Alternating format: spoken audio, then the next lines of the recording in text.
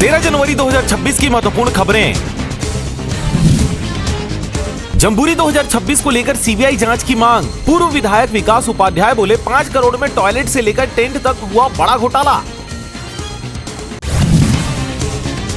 अर्धवार्षिक में 10वीं 12वीं के सिर्फ 3 स्कूलों का 100% रहा रिजल्ट। फाइनल में बेहतरी के लिए स्पेशल प्रश्न बैंक तैयार हो रहा, एक्स्ट्रा क्लास भी होगी।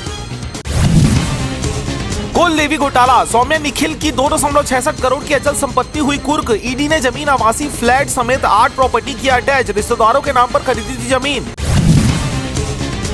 रायपुर में सतर्क ऐप पर राइस मिलरों की शिकायत। धान खरीदी और उठाव को लेकर जिला प्रशासन ने लिया एक्शन। ब्लैक लिस्ट भी होंगे राइस मिल।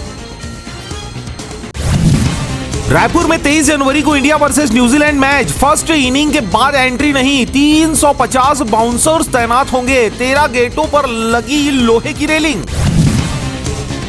विश्व पुस्तक मेला 2026 में प्रत्याघात का भव्य विमोचन। चित्रा मुद्रल ने किया ब्रह्मावीर सिंह के उपन्यास का लोकार्पण। मोबाइल छोड़कर किताबें पढ़ने की अपील। रायपुर में चाइनीज मांझे पर सख्ती, दुकानों से प्रतिबंधित मांझा जब्त। 10,000 लगा जुर्माना। निगम और पर्यावरण संरक्षण मंडल ने की संयुक्त कार्रवाई। आप बोली आंदोलनकारी महिलाओं के भी कपड़े फाड़े गए। तमनार हिंसा पर पेश की जांच रिपोर्ट। हाईकोर्ट के रिटायर्ड जज से की जांच की मांग।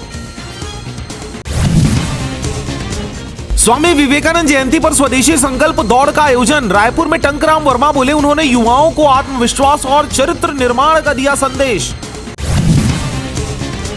सेंट्रल यूनिवर्सिटी में छात्र को मारने चाकू लेकर दौड़ाया रसोइया। कैंटीन में आलू गुंडा नहीं देने पर विवाद। प्लेटफॉर्म से कूदकर झपटा, स्टूडेंट ने किया हंगामा।